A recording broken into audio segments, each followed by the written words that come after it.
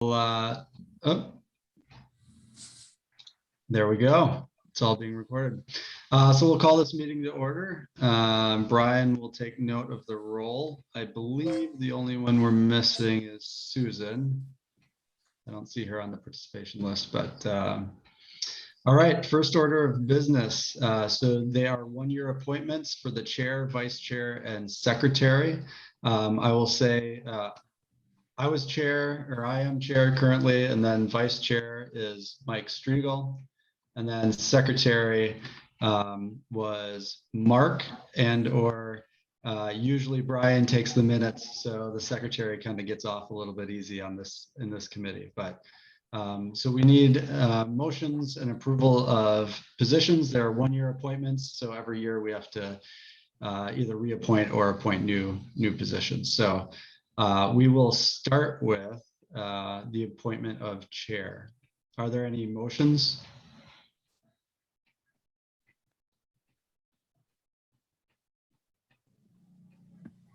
Motion Andrew again, the chair. I'd Okay. second. All right, there's a motion and second. Are there any further motions to appoint or any other nominations, I should say? All right, hearing none. All those in favor say aye. Aye. All Aye. those, Aye. all those opposed say nay. All right. Let me just time out real quickly here. I'm embarrassed to say. So I forgot, we have two new members to this commission, of which is Alder Goforth, which is in the room with Brian, who brings a wealth of tourism information or expertise, as well as Colleen, who is here on screen with us, who literally is in tourism field and for the Wisconsin tourism industry. So we have two new individuals on the commission that are bringing a lot here. So I apologize for not introducing you in the beginning at the top of this. So so welcome, and hopefully you enjoy and look forward to everything you two bring. So anyways, we'll jump back. So is there a motion to nominate a vice chair?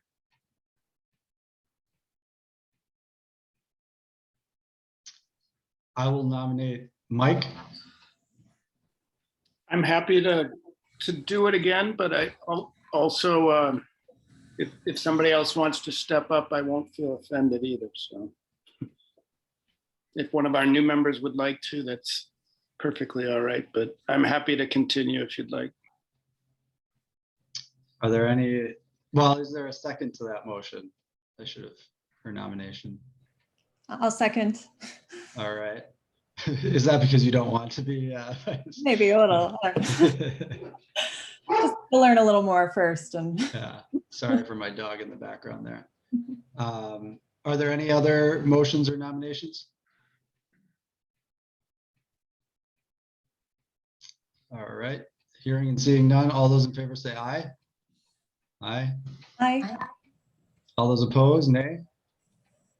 All right. And then finally, we have secretary. Are there nominations for the position of secretary?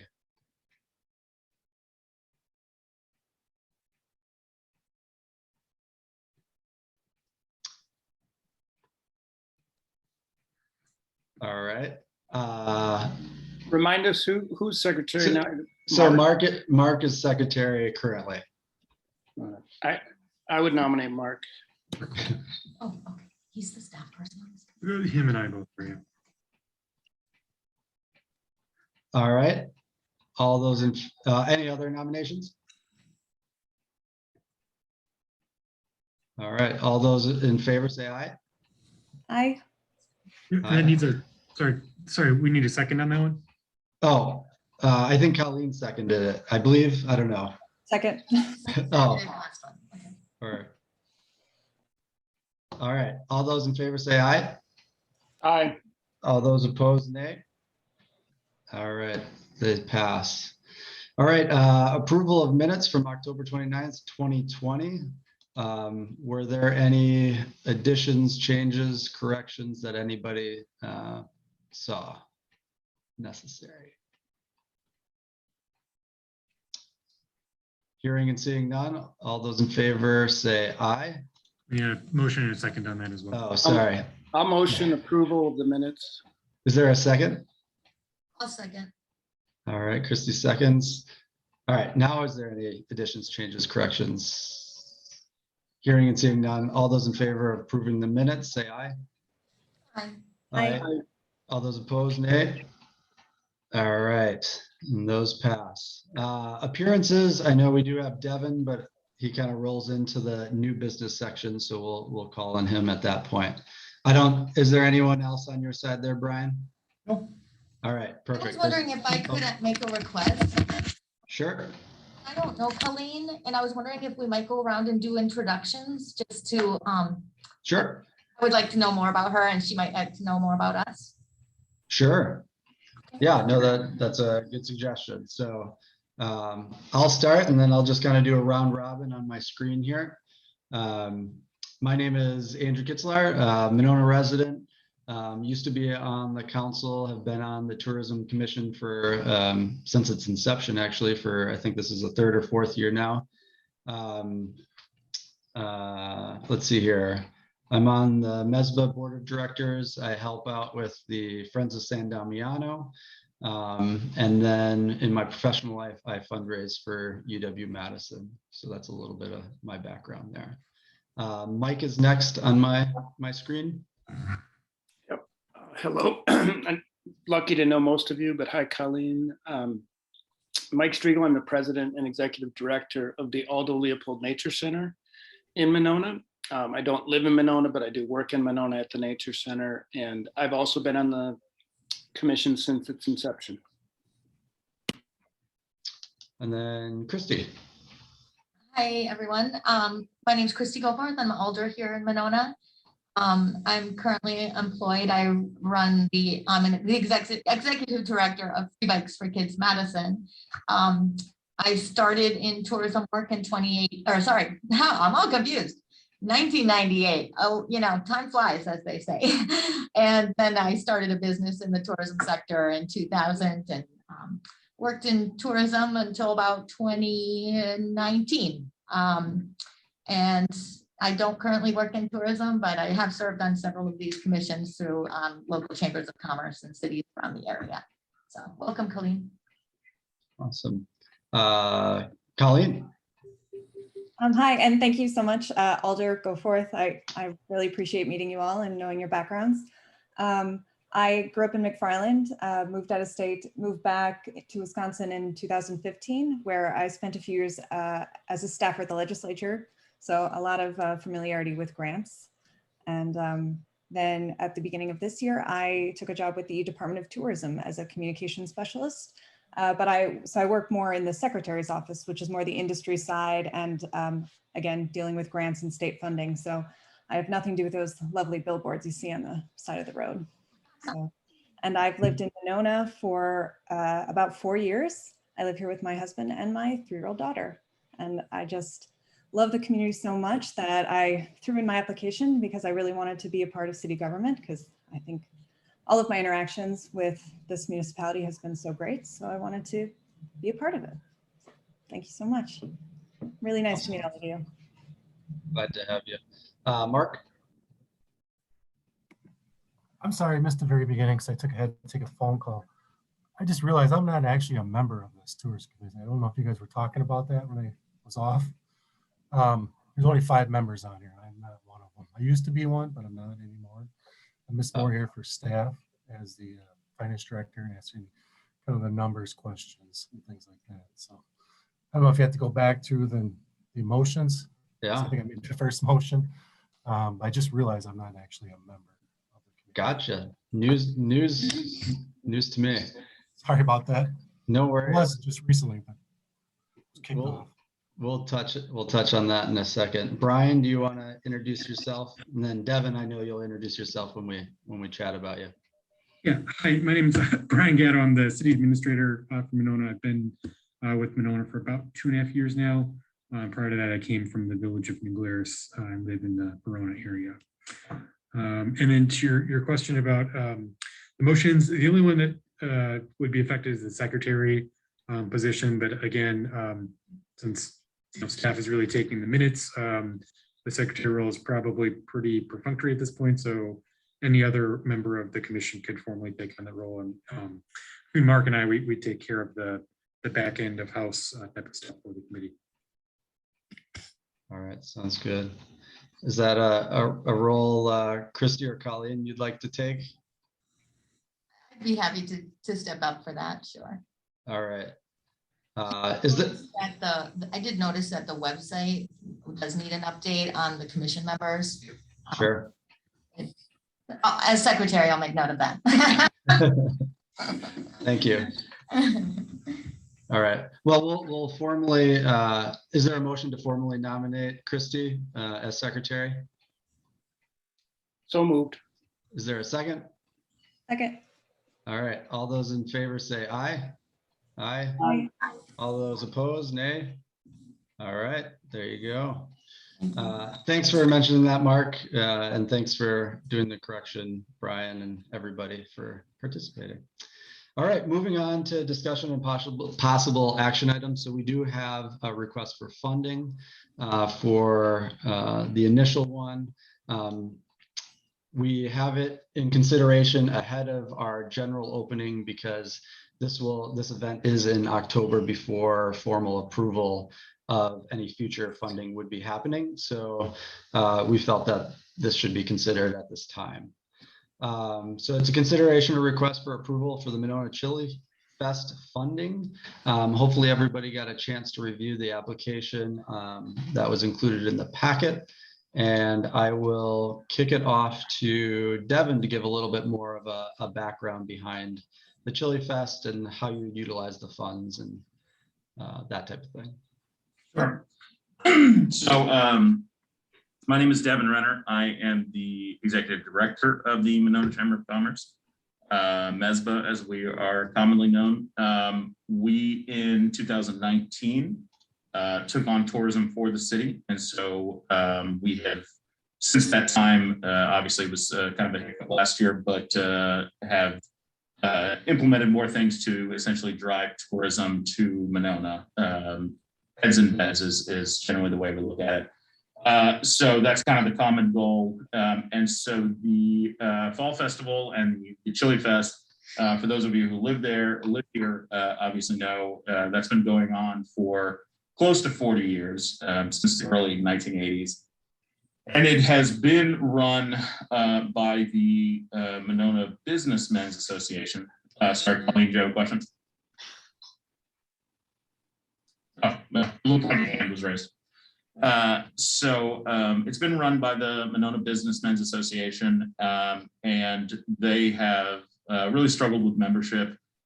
And so I had spoken with one of their board members last year, right around this time, about us potentially taking that on. But of course, last year at this time, we were still eyeballs deep in the shutdown and, had no idea. We didn't even have the vaccine at that point. So I was not eager to jump on that at that point because we just didn't know what this year would look like at all. So back in May of this year, their board made the decision to simply drop it. And they were just not going to do the event anymore. And so I had not had any conversation with them between that meeting last fall and them making the announcement that they were not going to do it. So there was a big reaction through social media. Of course, that's kind of a staple of the town. And so people got up in arms really quickly. So I reached out to them. I reached out to Brian and I reached out to Jake Anderson in the Parks Department about us potentially taking that on. And got a good reaction from the city about that possibility. And then I reached out to the Businessmen's Association, and they were very willing to share information and resources with me. So we then began that process. While that's something logistically that I am able to do in terms of manpower, I just don't have enough volunteers to pull something like that off. So I reached out to Jeremy McMullen, the fire chief, about can provide additional volunteers and us using that as a fundraiser for them as well. I know they're looking to purchase a boat for the fire department. And so he was very excited about that prospect. He spoke with the auxiliary command and got approved for that. And so they are going to basically give me people to work the event, both in selling tickets, checking people in, manning some of the booths, selling the bowls of chili, selling beer. So kind of doing some of that. And then working with the Parks Department. Typically in the past, the Chili Fest portion has handled the music stage as well. And so basically worked out a deal with the Parks Department that if they would take care of the music stage, I would find them a sponsor. And so we've been able to secure that. And so that won't cost any money at the very least to the Parks Department to get that handled. So that's basically where we're at now. I've broken down some of the different expenses between marketing, between just for operational cost, between fronting a lot of the different things in terms of tents, spoons, the little bowls. I have secured 3 different sponsors for the participants. So there's a fee for them to participate, and then obviously they have to make their own chili. But I've between Metro Market, Ken's, and Meat People, they're going to be providing gift cards to their shops, and then Starry and Bank is providing additional sponsorship for additional gift cards. So to kind of defray some of the cost of participants in terms of making chili for 500 people. So it's kind of a common misconception, but there's actually multiple festivals that are going on simultaneously at this event. So you have the Chili Festival, which is separate from the Fall Festival, which the Parks Department puts on, which is also separate from whatever the Pie Festival is actually called. I don't know. It's just a bunch of pie. I don't even know who puts it on. The Monona Pie Party at the community center. So those are 3 separate events. So I will only be focusing on the Chili Fest exclusively. And then was sort of divesting some of those things as far as the music staging and the selling of chili. So I will essentially just be kind of people sampling the chili and then the judging and the business participants. And that's it. That's it in a nutshell. And then Mark, and maybe I should have asked this first, is I have a note of how much we should have remaining from last year, but I'm wondering what number you would have that is remaining, or Brian, that we held over. Yeah, so we, if you remember, at the end of the last cycle for 2024 disbursement in 2021, we held over about $20,000 for events like this that may pop up after we've concluded a funding cycle. So we've held that money. We have about, when all numbers were all said and done at the end of last year, we had about $19,000 that was actually available to hold over. So that is remaining as a holdover, and that's available for this commission to disperse. Thinking a little bit further ahead to next year's cycle, so that would be the 2022 cycle, which we would start that cycle this month for applications. All in, including that $19,000 that we held over last year, we will have a total of a little over $50,000 that is available for the commission to disperse for the balance of this year and into next year's cycle. And that's due in part, and Mark can talk a little bit more about this, with COVID, and we've talked about this before, the way that the room tax money works, it comes in like a year in arrears. So last year we didn't see the full effect of COVID on the room tax dollars because we're still kind of a year behind in collecting that money. Now, in this 2021 year is when we're seeing the impact of that, of the pandemic on the tourism industry, on the room tax revenue generation. So the only money that we have available to disperse in 2022 is the monies that we had available that were not dispersed in 2021. So the total of that money is $50,700 and some change. So we won't have any new tourism revenue money coming in like we would in previous years, or like we've seen in previous years because of the pandemic. So the only money that we have available to disperse is the money that wasn't spent in prior years because projects didn't happen, and this money that we held over, knowing that we were going to see this happen with the pandemic last year.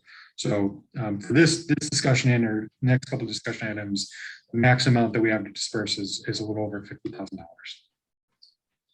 And just a quick reiterate for everybody, and I know Brian just mentioned this when he was talking about the financial picture, is so we are spending the money that the city has received from the previous year. So we're always 1 year behind in the amount because we never want to go into the red. We don't want to go by estimates for, you know, case in point is the COVID year. If we went by estimates, we would have given out a lot more money than we would have had. So we always want to give away money that we know we have. And that's why he's talking about always looking in the reverse on how much we can spend. So Mark?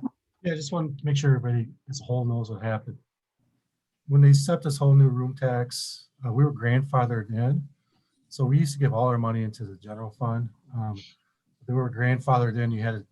There was these base years. Each year you were allowed to, I believe it was, I can't remember the exact year. You're only allowed to transfer so much money over to the general fund now, basically into the city's funds. We reached that point.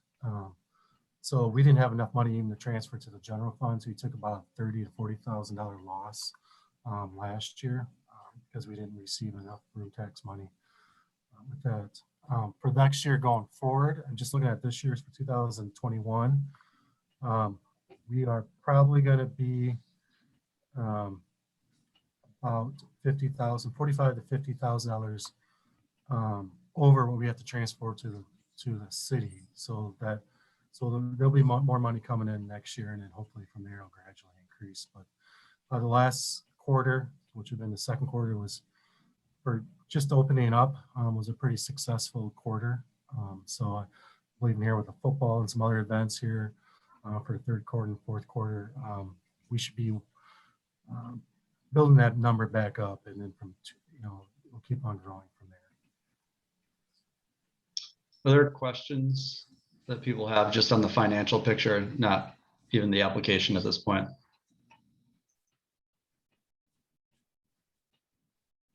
All right.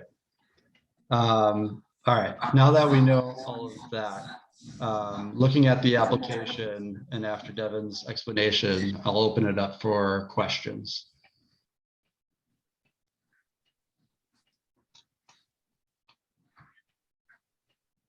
I have a question. Alder, go for it. Just curious, do people pay to be a chili cook? Do they pay to participate in the business? So my understanding is in the past they have, Yeah. so they pay a $75 fee, Okay. but then they get these gift cards that go towards basically instant costs and that allows them to buy supplies, ingredients, that sort of thing. Okay, got it.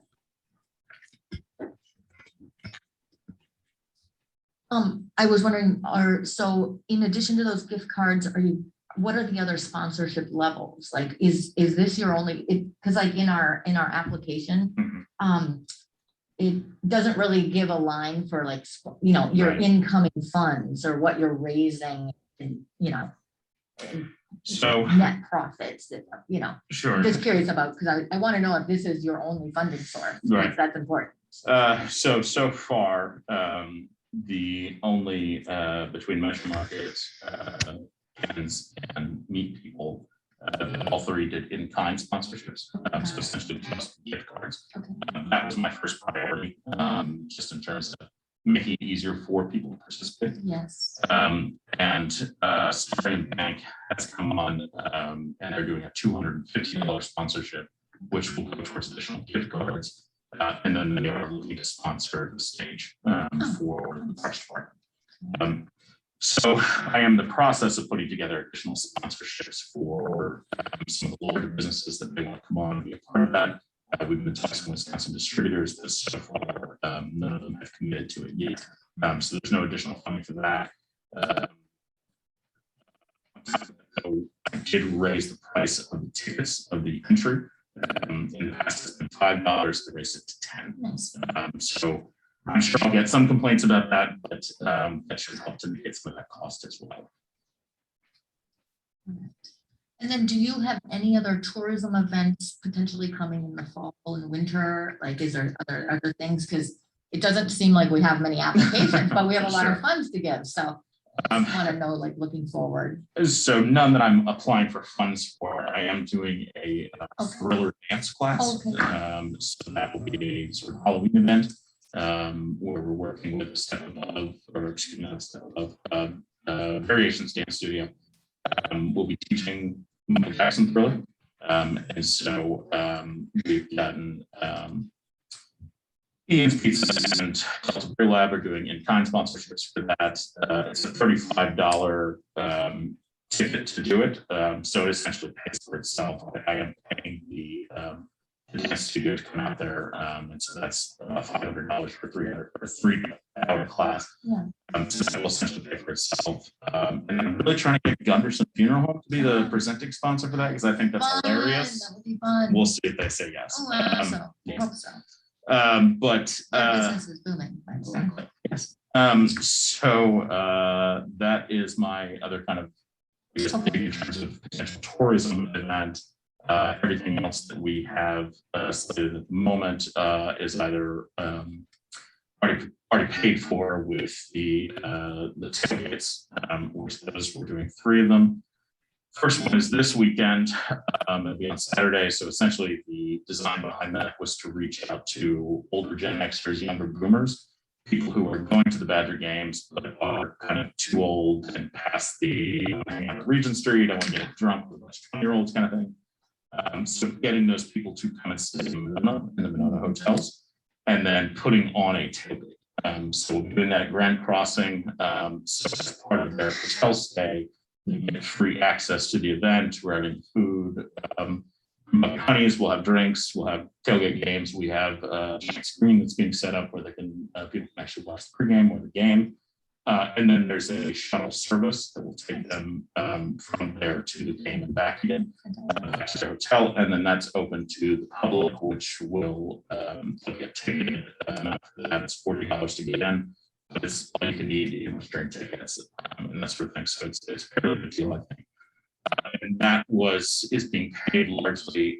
I did receive a grant from the state, from the Department of Tourism, and then we've gotten several sponsors for that. And then we're working in partnership with Gatt Times, and so they brought in additional sponsorships as well. And they're handling a lot of the ticketing and that sort of thing. Fantastic. Okay. So it sounds like, I don't know if anyone on the commission knows this, but this is potentially our last application for the year, or we'll see others maybe in October? Well, this would be our last application, maybe for balance of 2021. Okay. So then the next couple of agenda items that we'll talk about is opening up the cycle for applications for events that may possibly occur in 2022. And so that we give people a month to apply, basically the month of September, to get in applications for that. And then this body meets again in October to look at those applications for what we might want to fund in 2022. Okay. So there could be, in theory, some other event that pops up that somebody wants to submit an application to the city for 2021, but I think it's unlikely, other than what we've seen here this afternoon with Mesba's event, but I could be wrong.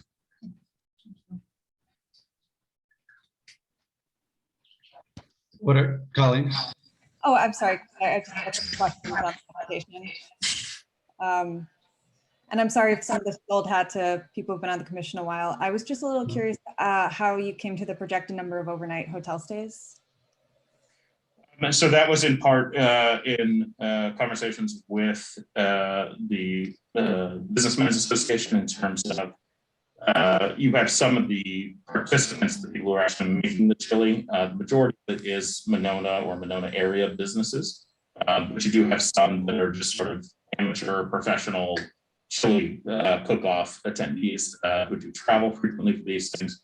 And then looking at, we don't have, within Dane County, there's not another really good chili fest. The closest one is, I think, in Evansville. And so looking at that and basing that on prior attendance and getting some of those numbers and what a expected percentage of the attendees. Obviously, the vast majority of them are locals or local-ish. And so a segment of that population or a segment of the attendees that might be from actually out of the area, again, either participating or they just want to come. And so looking at past numbers and then just based on, what that figure might look like for how many might be from out of the area and willing to stay overnight. Okay. And I was also wondering if you could expand just a little bit on the marketing for this event. Sure. I mean, I speak for a lot of people when I think you're absolutely killing it on social media. So I know it's not a huge amount, so. Thanks. So that's, it'll be a combination of kind of traditional methods, working with print and working with, we've already put together some flyers. So we'll have those done up, put in area businesses and public places around town where people could see that. And then, so doing kind of traditional methods, radio, print, and then focusing a lot, of course, on the digital side. So creating ads, we've already gotten a pretty active response on just some of the ads that we're running currently because those ticket sales are live. But people do seem to be engaging with that and doing targeted ads based on just local demographics rather than getting more specific and utilizing lookalike audiences, anything like that. Instead of just focusing on 30 miles basically within a circle of Monona. Targeting for people to stay overnight in hotels. That I haven't begun, but that's something that I guess I've lesson learned through this tailgate program that we're doing. That's something that there's been a lot of good takeaways from. So as we begin the marketing for that and looking at kind of outside of Dane County, and so if we're hitting people in the Milwaukee area, we're hitting people north, hitting people in Janesville that might otherwise stay overnight. So same kind of ads, but targeting them to those specific areas and doing what we're doing with the tailgates where we're targeting the event, but then we're also linking in and including information, direct links to the hotels. So it makes it kind of a one-stop. We have some landing pages set up for that, which I don't know if we'll go that far for the Chili Fest, but at the very least make it easier where people can get all the information and then go directly and book their overnight stay. Got it. Cool. I also worked a little on that with a GEM grant for the Badger Tailgate. It looks like a great event. So good luck with that. I'm excited for it. I'm really nervous about this first one. I feel like the second two might be bigger, but we'll see what kind of turnout I get for this one Saturday. Great. Well, thank you so much. Yeah. Additional questions? I have just one more. I'm curious. Sure. You talked about your digital marketing, but is that all on social media or what platforms are you using for digital? Primarily Facebook and Instagram. So doing that through social media. Ironically, with Lucy being here, I was approached by the director or the editor of the Herald about doing some digital programming with them as far as looking at what they can do with targeted ads. So I'm scheduling a meeting with them for next week to look at potentially running in some of the smaller, because of course then they own multiple newspapers, a lot of the smaller kind of both in Dane County and outside of Dane County that can run ads on their website basically to get people in those communities and make them aware of the event. And again, linking them back to the ticket page or hotel information or both. Yeah. I was thinking that it sounds like a lot of your marketing is pretty local. And I know this event has serious capacity to bring people in from outside areas. So I would actually recommend possibly even us considering upping your advertising budget and giving you more if you would agree to do some Google ads and some geo-targeting. Say, there's two other big chili cook-offs on September 11th. One is Chili Mania in Edgerton. Another one is a state-sanctioned event in Green Lake. And so I was thinking you could almost like piggyback on those, targeting their audiences, because maybe if they don't win, we have another opportunity, let's fine tune and come to Monona. And then you could really, because I feel like with your marketing strategy right now, getting 100 room nights is going to be really tough. Sure. I mean, that's because American is 61 rooms. So that's all of American booked. And then, Country Inn's 86 too. So, I feel like I would like to see you really hit the outside of the region areas. Sure. And I think Milwaukee is another market where I think there's probably a lot of people who love to cook there. Yeah. And so I think we should almost consider that. It seems like we have money to work with, and I don't want you to, businesses are also really struggling right now. Sure. And your sponsorship sales are probably really tough. And so I would even float the idea of upping your budget to 7,500 if you hit that geo-targeting and Google Ads. There was a MESBA member, Egan Heath, who does that work, and that he could really help you crush it and get to reach out beyond the area. No, I'm certainly open to that or any other ideas. So yeah, I'd be happy to look at it. I think part of my reasoning behind putting those numbers in and the request that I did dollar-wise was having prior conversations with Brian and having a good sense of where that pool of money sat and knowing that that's being rolled over to the next year. I am one organization of many that are going to be applying for that. So I didn't want to be that guy that's like, taking off. So no, I'm certainly willing to look at that. And if working with him or anybody else as far as doing that with geotagging, I have some skill set with Google Ads. I do not. So setting that up and running those ads, no, I'm all of it. Awesome. I think maybe, I don't know if Colleen has thoughts on that, to help enhance his marketing, to outside the region. I thought what you brought up with Google advertising would be really great. I was just trying to think. I think, obviously getting the event list on travelwisconsin.com is very important.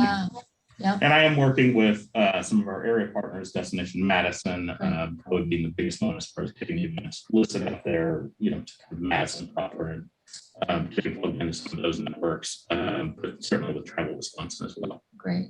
Yeah, I think just expanding maybe the social media targeting, some more breakdown of the demographics of the kind of people who go to these events in other places and sort of seeing what kind of advertising they do.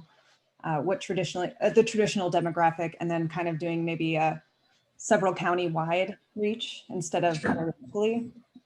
I'm not off the top of my head, I wouldn't know what kind of dollar investment that would be, but it's something to think about.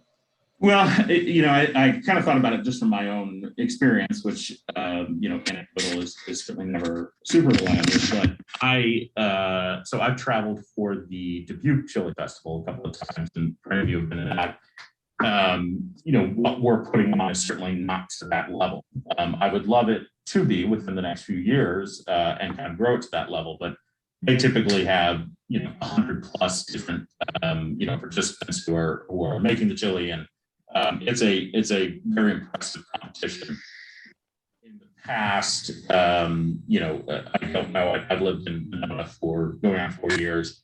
My experience has been it's usually around 20 to 25 participants. My goal for this year is to get it to 30. So if we can, use this and using some of those techniques to grow it to that level, and then look at years beyond to where we can get it to, that level of an event that they have to view, then I'm all about that as well. So you feel right now the marketing plan is really just going to sort of maximize the capacity we have for. I think so. Again, it's certainly a signature event for the town, we don't get quite the outsider attendance that we get with, say, the Memorial Day Parade or get with even the Monona Festival. It does, to me, seem as more of a local event. If we can kind of build that brand and make it sort of a premier local events, then I think we can start to draw in some of the outside crowd of people who don't live in Monona and people who are even willing to travel here and stay in a hotel for it. And I think this event really has never been marketed outside of the area other than by MESBA a little bit when I was there, and so I feel like, in a way, it's almost like you're starting out, you're starting fresh, even though it's a almost 40-year 40 event. years, yeah. You know, you are kind of, this is a new uncharted territory for you. And so I feel like, you know, putting a little more into the marketing, because, you know, 1,500 goes so quickly. Yeah. Especially when you're doing radio, print, Yeah. and digital. It feels like there might not be anything left to do Yeah. that Google Ads and to do that outside piece. Yeah, and doing some of the print stuff that we've already done, I've spent $1,200 on that already. Yeah. So yes, that's very much it. But again, I really tried to pare it down as much as I could because I didn't want to, you know, take more money than would be available. No, and I appreciate that because I mean, so last year, for example, we had $65,000 worth of requests, and we only have 50,000 now, so we have to keep that in mind. And I'm guessing you'll be requesting something similar like this for next year's Chili Festival. So, I mean, Yes. something we should keep in mind. So I think you might have answered it. So what's the difference between marketing material and advertising? Is marketing material your print stuff? Marketing material is the more if you just think of it as tangible thing. Okay. So yes, you know, signage, you know, print ads, that sort of thing, versus Gotcha. really pertains more to the digital components. And then when you ask for registration, and I don't know if you've done registration already for the event for the chili, are you able to include kind of a question on if they're staying at a hotel or their location? You know, anybody who's registering their zip code or something of that sort? Yeah, we can do that. I mean, right now we're it's just being done over Eventbrite, but yes, I can incorporate that. Okay. And then I think this might be my final question. Without this funding, Chili Fest probably wouldn't happen. Question mark? No, without this funding, Chili Fest does happen. You just won't get a thank you from me on the stage. Gotcha. Okay. Are there, Mike? Just to follow up on that last one, I'm assuming without this money, it happens, but not quite as well, probably, right? So Yeah, correct. You know, I have the money to spend, but as if that, you know, if I'm taking away from that, then that takes away from my additional programming. I'm basically pulling from member fees at that point or my operational costs. no, I understand. Yeah, no, I'm supportive. I just was wanting to make sure that didn't get in the record that no, I don't need this money. And you No, I definitely do. But that's something that you know, certainly helps with that. And one of the things that, especially in the last year, that I've been able to excel at is connecting some of the big businesses to some of the smaller events, or smaller businesses rather. And so getting sponsorships and just defraying the cost as much as I can, either for the participants, for my members, for me, you know, and typically in that order. You know, it's certainly a skill set that I've honed over the last year, and one that I'll continue to utilize. So basically, what I'm looking for here is kind of that bare minimum to make the event happen, looking for additional ways to supplement that cost, and then yeah, just trying to put on a solid event. And yeah, like I said, I think I'm supportive. I wanted to follow up. I don't think this is off topic because I'd like to, since you're mentioning the bare minimum, I want to get into a little bit of how much flexibility we feel we have financially. And then what you said, Andrew, caught me. So we're sure about right now, whatever we do today will be subtracted from our $50,000 total, roughly 50,000. And that 50 is all we're going to have the next time we get applications. Did I hear that correctly? Correct. And we got 65,000 in applications last time, and you'd expect something somewhat similar, I would think, the next time. So it just gives us perspective on how much flexibility we have. That said, I tend to agree that it'd be nice to do this well. It's just balancing, you know, market it better, I think would be great, but it's how do we balance, because we will get hit with more requests than we probably have money for the next time. One thing if I can just kind of speak to that, one thing to keep in mind, we didn't have the Memorial Day parade this last year. And so that was not, you know, the funding was not pulled from that. So I have not had a chance to speak with the Memorial Day Committee with Ms. Slack about her plans for 22, but I would imagine that if she does plan to try to pull it on, which I certainly know that the population in general would love to see that come back, having been gone for the last 2 years, that that's a huge event that requires a lot of upfront funding. And so that's one where again, kind of pulling from only so much money in there, and so to pull many organizations looking to get funds from it, it gets real thin real quick. I did speak with Kelly Slack last week, and she is planning 100% on doing the parade and at this point. So one more clarification on the funds. So there's 50,000 for next year, but didn't we say we have 19,000 for this year, Yeah, for this fall cycle? So we held over $19,000. The 50,000 includes that 19. So Oh, got it. all in that we have remaining to spend from the balance of today till the end of the year plus next year is $50,700. Okay, I thought it was 19 plus. Yeah, not 19 on top of the Okay. 50. It's all in Got it. is a little over 50,000. Okay. Is there any additional questions or comments? Otherwise, I will await a motion. I'll make a motion to approve this application. I would say a couple of contingencies we'd like is I'd love to see an accurate room count, Sure. room number counts if we could get that. And maybe, come back with a report for us at that point and tell us how it went and all of that. Is there a second? I'll second. All right. All those in favor say aye. I Aye. Aye. All those opposed, nay. All right. There you go, Devin. Thanks for coming. Absolutely. Thank you. thanks for your work. Good luck. Yeah. All right, moving on Should I stick around for the Welcome, if you want. to approval of the 2021-22 tourism grant application process and timeline.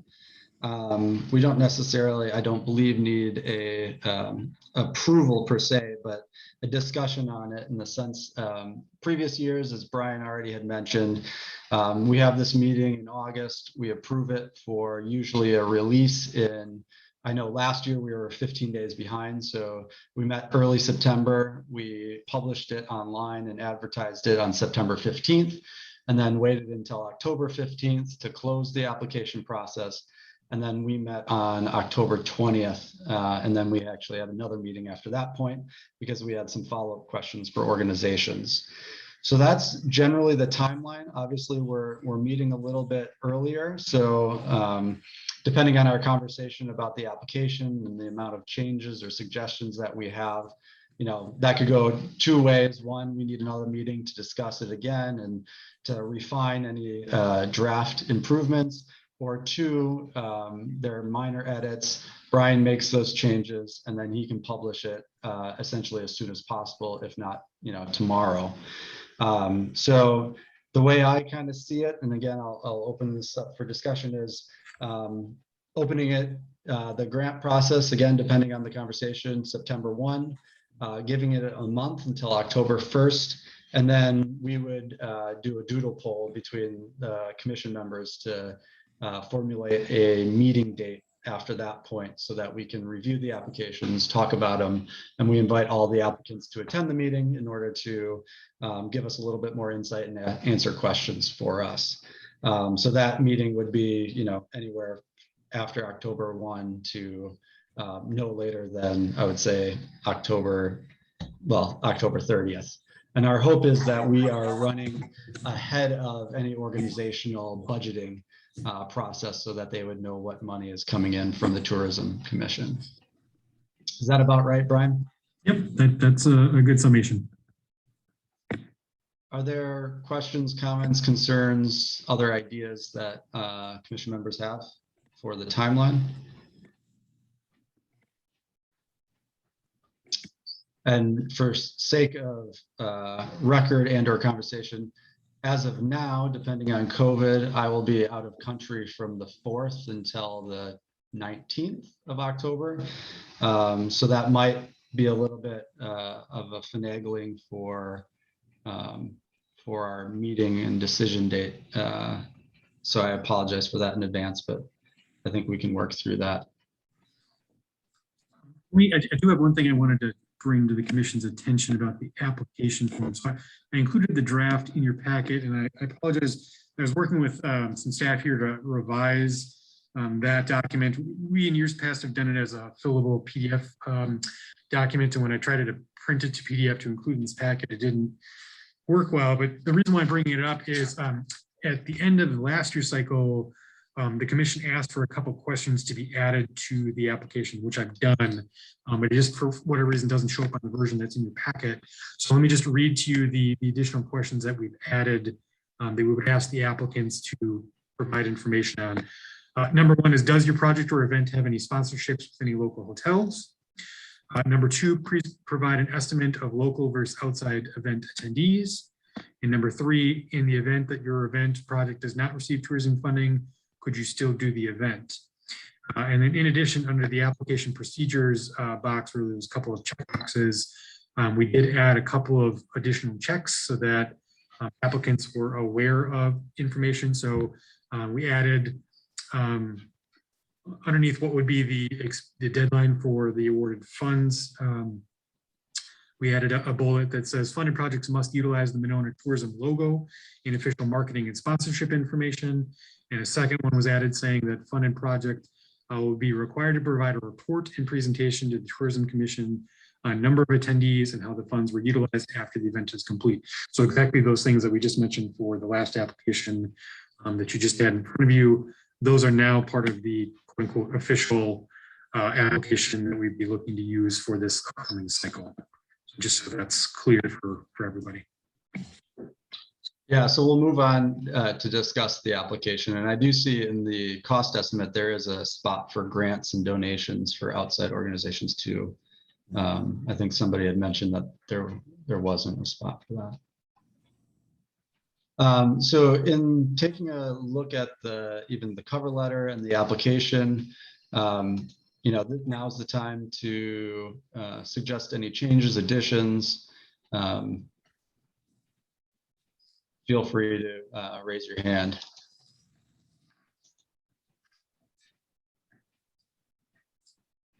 Yeah, Christy got it. Oh, sorry. Yeah, it's okay. I'll go. I was gonna say, I've got a copy of the Fitchburg Visitor Business Bureau application, and so I brought a copy, so maybe Brian could scan it and forward it over. A couple questions. They've been doing tourism since like 2011, so they've got their process really well honed. A couple questions they have on their application that I really liked was, what's the demographic of attendees? And I feel like, that would be a nice thing for us to know in advance. I think Colleen's question of how were your room nights estimated? I think that's really good background information. I think that could be a question that could be added. And then if dollars are requested, what will they specifically be used for? I think, that's kind of standard in grants. And I think, not that we're gonna, force them to use it only for that, but I think it's nice to have an idea of what they're looking to target for the funding. So with that in particular, what's the difference between that and then the estimate worksheet that for the tourism funding and that breakdown? Yeah, I think they have it much more general. It's not when I have filled out this application for Monona, I really did struggle with this sheet because like equipment, there were things that didn't really fit under there, but they didn't fit anywhere else either.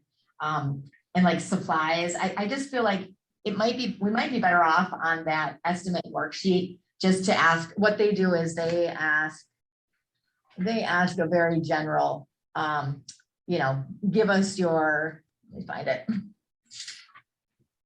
It's what is your total budget? And they just ask for like a financial breakdown of what's coming in, what's going out. And it's just an open field of text. And so I felt like personally, just as someone who fills out and completes a lot of grants, I find that to be always easier than having this rigid worksheet that a lot of my things might not apply to. So those are just my thoughts.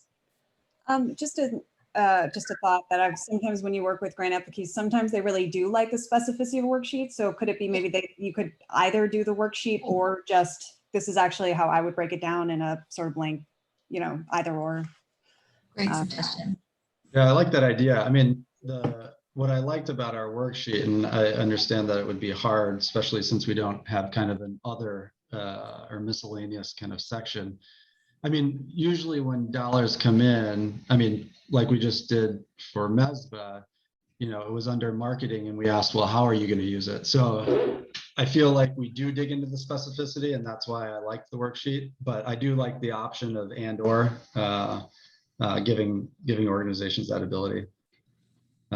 Because at least myself, I would like to know, especially, is it going to be a consultant? Is it going to be the paying for the staff labor? I guess I am the more specificity, the better type of person. There's one other thing I was wondering, it says other funding sources and it says grants and donations. I wonder if we could add something that is just also like sponsorships, fees, like just because it was hard to know, like, how is Devin, what's the revenue? How are you making this work besides this money?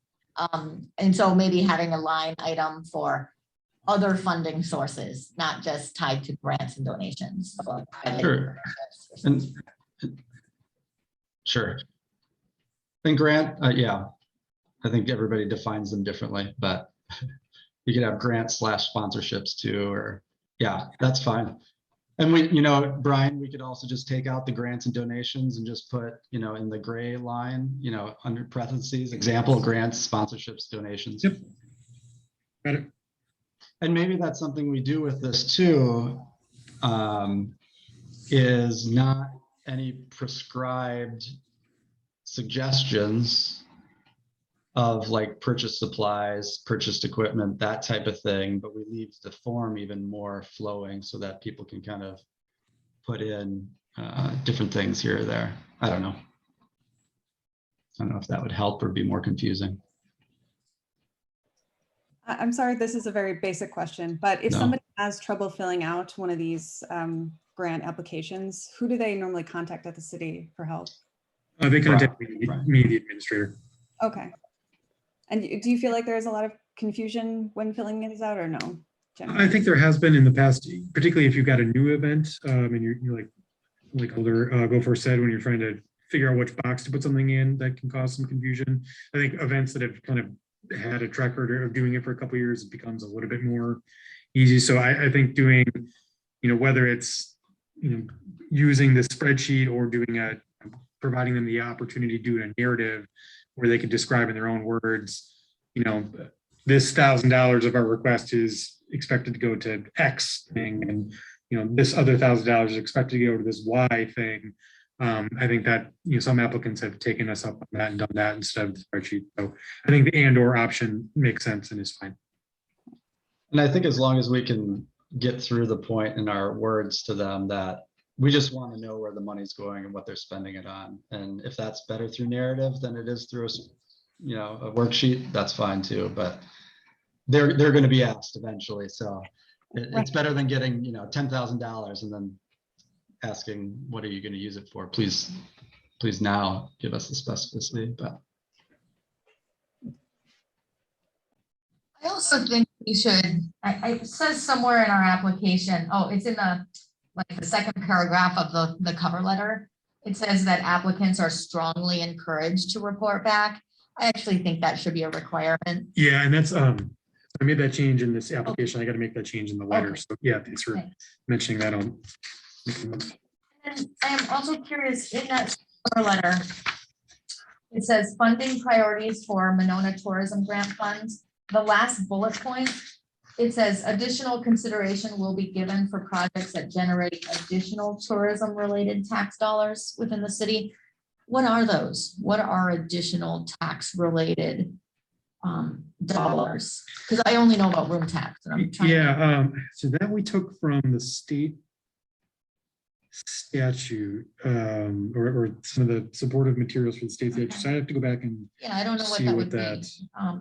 I think that language might be, I think it's confusing the way it's written because it's not like money that can be used for tourism in the coffers, but it's money that you get from tourism. So sales tax, for example. That's what I was thinking. So like an event that encourages going to local businesses, for example.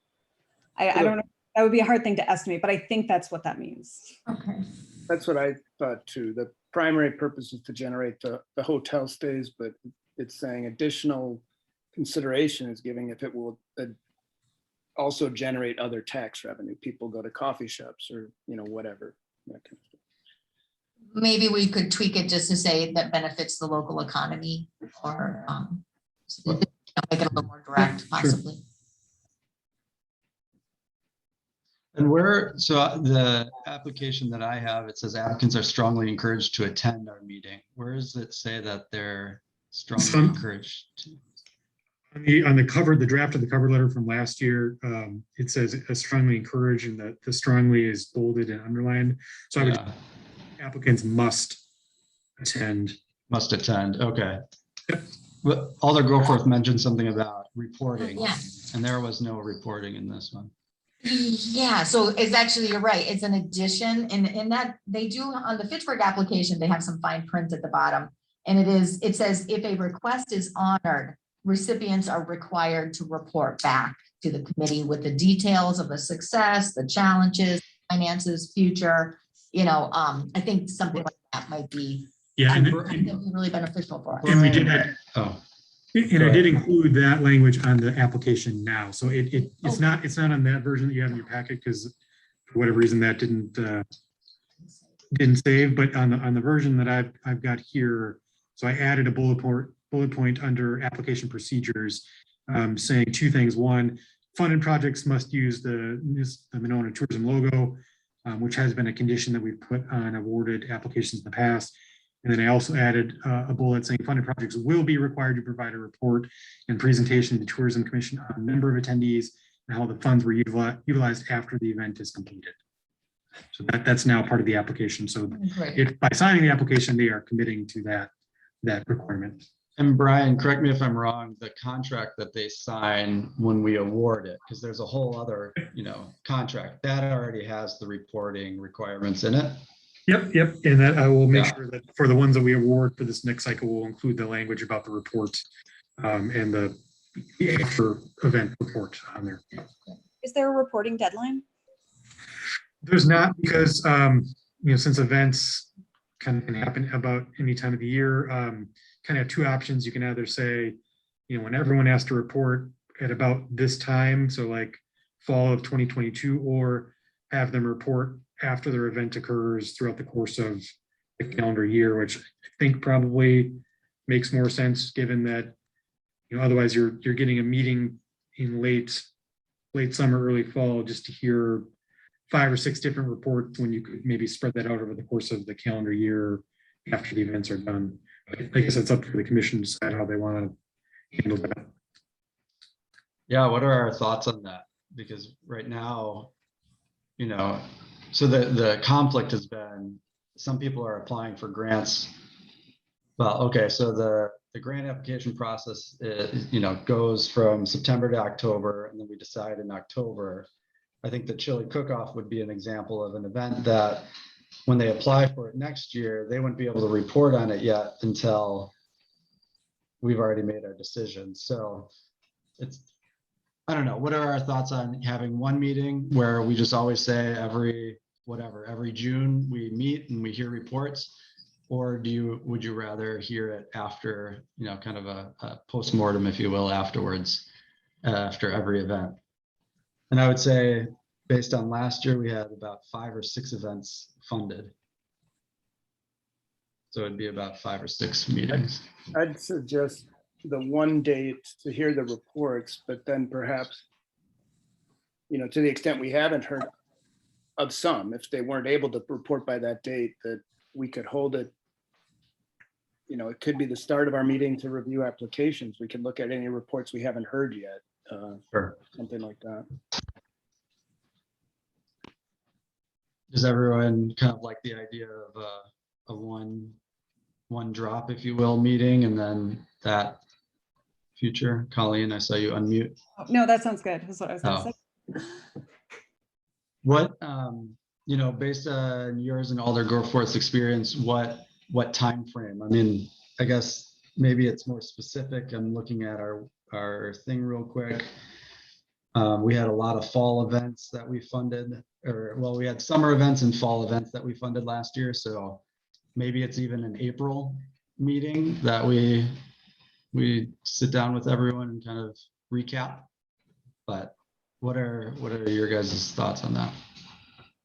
You know, we could also see what the calendar looks like for the applications that we get in for this next cycle and see if there's a pattern. So, you know, if the events are front loaded towards the summer, then it might make sense to have it, you know, in August, or if the events for whatever reason are backloaded towards the end of the fall, then we might want to have that particular meeting a different date. So I don't know that it needs to decide tonight. We can kind of see how the applications come in, and if they're spread out over the course of the whole calendar year, then we can just pick a date and get the stragglers after that date, I guess. Yeah, I Sure. like that idea, and trying to schedule it so we can capture the majority of the events. So because when we do consider the applications, that can be a longer meeting. So if we also have to listen to a bunch of reports, that would be a really long meeting. Sure. But yeah, I just try to capture the best we could. I think we could maybe even consider an option, because I'm just thinking from an events person.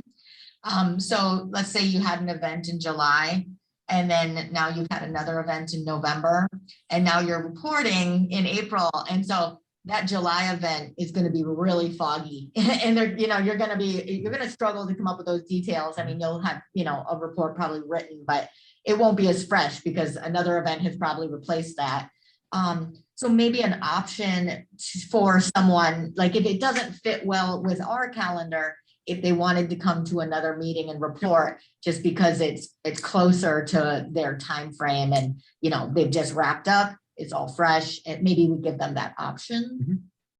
Sure. Just so we get the most accurate information. That's, I think, is what will result from that. What additional either questions or changes are suggested for the application?